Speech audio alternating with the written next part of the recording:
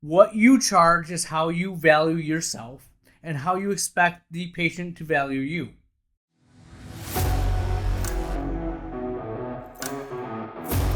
All right, my friends, the Ultimate OD Podcast.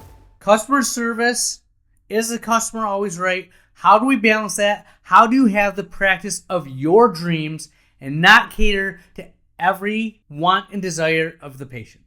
We'll talk about this. We have an awesome episode for you. This is the Ultimate OD Podcast. Here we go.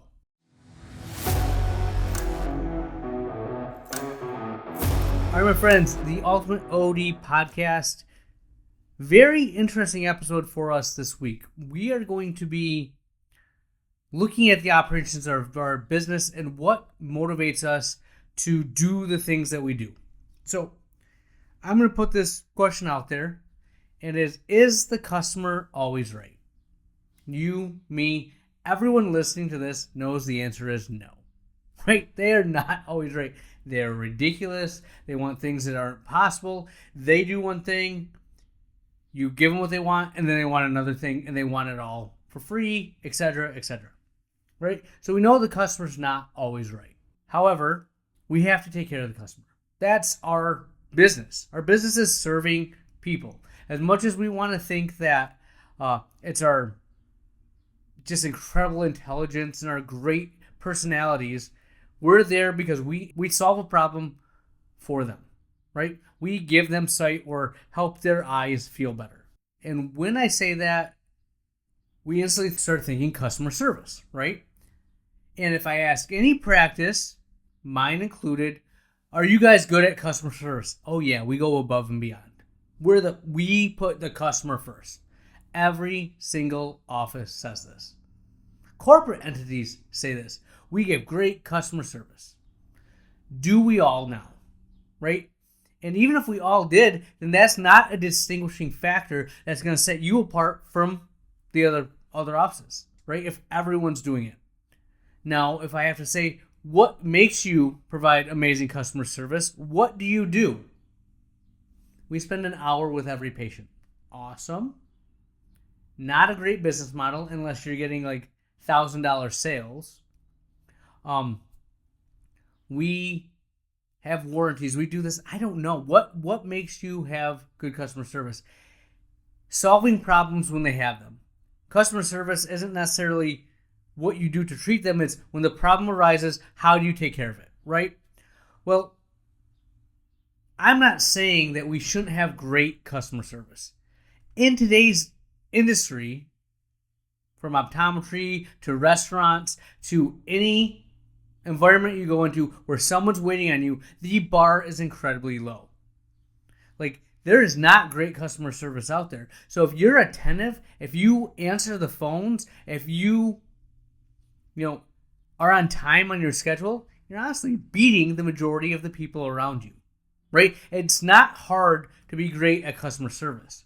What I think we get confused is the customer's always right and customer service, they go hand in hand, right? So we start to cater to everything that the patient wants. Oh, I want a yellow tint on my glasses. I want this frame. Can you order it in for me? I want this. I want that. And you start to try to be everything to the patient.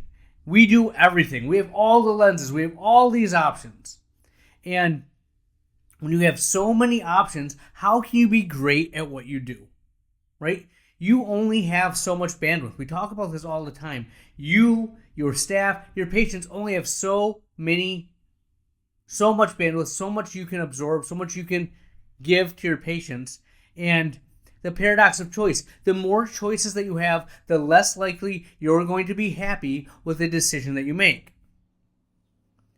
But by being great at customer service, always giving the patient what they want, we're diluting our product. We are making ourselves worse. Okay? So let's take a step back and think about this. When you think about the cost of your exams, your office, your frames, are you the most expensive or are you the least expensive? Right? If you're the most expensive, bravo. That's my goal. I want to be the most expensive. I connect price with value. That's what, if I'm paying more for it, I'm getting more. That's what I think. If you're the least expensive in town, that's awesome too. You stand out. The extremes stand out. Now, the question I have for you is, if you're the least expensive, who are you attracting as a patient, and who are you competing with? Right? We're never going to beat the corporate entities. So if you're trying to compete on price, I think you've already lost. Now, let's say you're not the most expensive, you're not the least expensive. What are you? What is that person in the middle? Just floundering. You're not the highest, you're not the lowest, you're right there. Make yourself stand out. I like being on the extremes.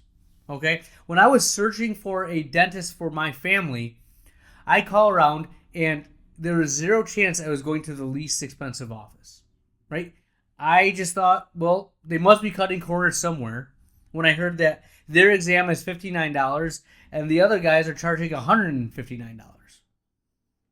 What are they not doing? They're both dentists, right?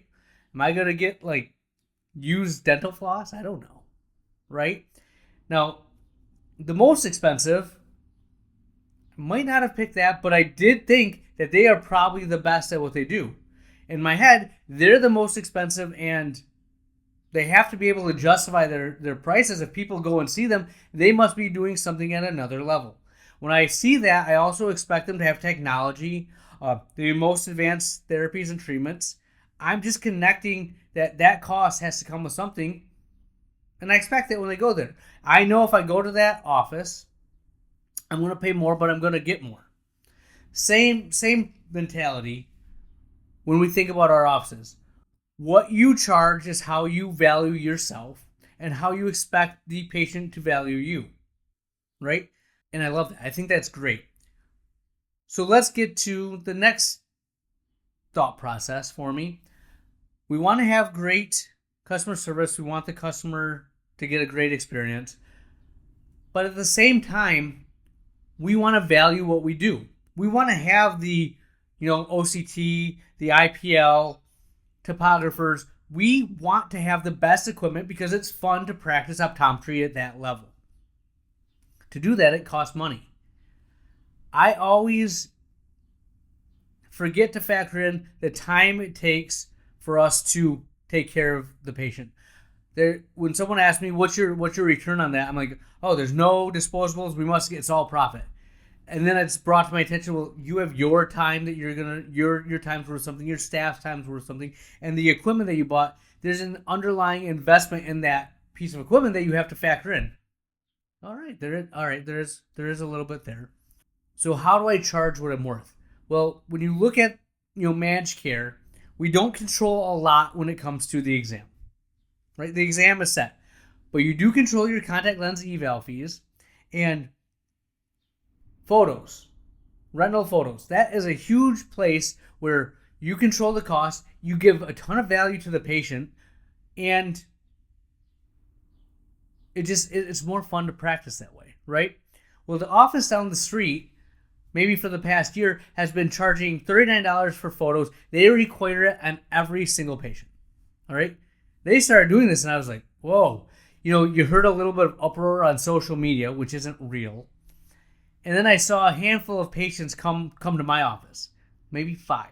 Remember, they've been doing this for a year, and the 5 patients that came to my office got their managed care exam, they took their script, and they walked away. I'm like, well, that wasn't worth it for me.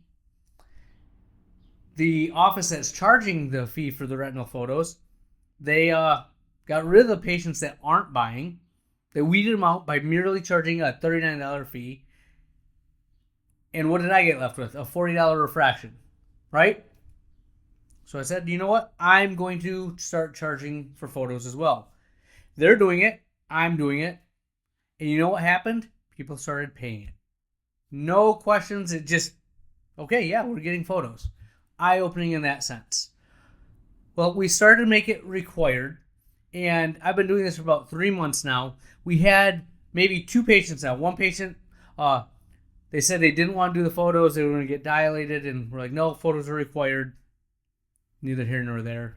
And the patient's like, I'm not going to do that. I'm like, that's fine. It's our standard of care. It's the level that I want to practice at. It's what we do for our patient. And if that's not right for you, this office isn't for you. He said, okay, he walked out. Another patient, Davis Insurance, we told them that, and they're like, you know what? Got to call my husband, see if it's okay. She called back, no, I'm canceling my appointment. I'm fine with that. Does this mean I'm giving bad customer service? That I'm not taking care of the patient? I could argue both ways. You should want to get every patient in there. You want to give them the experience. You cater to them. All right? Or this is better for them. You're the educated professional. You know what the photos show. You know how it increases the efficiency of the exam. You give a better patient experience when they do the photos. You value the stuff that you've invested in. Those are the patients you want. Either way. I tend to be on that other side. But I'll tell you this right now. If you guys go out to eat and you go to Ruth's Chris Steakhouse, do you expect there to be a Happy Meal or a kids menu? Nope. If you go to Applebee's and you order a steak, are you going to complain that it's not the cut that you wanted? That they didn't have a fillet, I had to get a sirloin? No. Right? When you go into an environment, you have an expectation. Right? What I think we should do as practitioners is know the level of care you want to provide. You know who you are. You know what your vision is for the office. Next week, we're going to cover having your identity. But I think to do that conversation, you need to be where I'm at right now and know the level of care that you want to provide. Now, if you go to Ruth's Chris Steakhouse, you're going to pay more. The food's going to be good. There's going to be less options, right? You're not going to be able to get a fish fillet. You're not going to be able to get a kids menu. They have like fillet. They have a bone-in ribeye. You know, certain cuts of steak won't be there, right? The 2-for-1 special that you get at Applebee's isn't going to be at Ruth's Chris. But you know what you're going to do? You're going to pay the money. You're going to love the food. And you're going to get treated with amazing customer service. The waiters know the menu. They take care of you. It's an experience. You go to another restaurant and you don't get waited on like that, you know there's a difference. I paid for that experience. That's what we need to do. Right? Whatever you want your standard to be, decide on it now. We operate at this level. We do these screenings. If you have this disease, you do this protocol. It's in line with the AOA guidelines. You're not making stuff up, but this is how we manage our glaucoma patients. If you have this going on, we're going to prescribe this drop. If you're not compliant with our therapy, we're not the doctor for you. You see this in pediatric offices all the time. If you're not going to be on the vaccination schedule, they kick you out of the office, right? If you don't want to be seen and cared for the way we care for you at our office, this is not the office for you. I've talked to a lot of different offices that will say, you know what, we're not the right fit for you. They send a certified letter saying, these are the offices we recommend. We'll cover you for the next 30 days for emergency eye care, but after that, it's better if we go our separate ways, period. You know what those offices are doing? Like $600, $700, $800 a patient revenue per exam, right? Because they know what they believe in. They know what they stand for, right? We have to stop letting the patients dictate how we care for them. We have to stop letting the patients or reviews dictate the level of care that we give, right? A lot of times, are we catering for a positive review? Or if we get that positive review, yeah, we did good. Do we fall behind the notion that we just are here to serve the patient? Whatever they want, we give them, right? Run a better business. I'm not saying that we don't take care of our patients, that we don't give amazing customer service. But what I am saying is, be the Ruth's Chris Steakhouse. Or if you're going to be Applebee's, know that you're Applebee's and cater to that population. Whatever you want to do in terms of your level of care, your standards of care, do it. Don't go below that.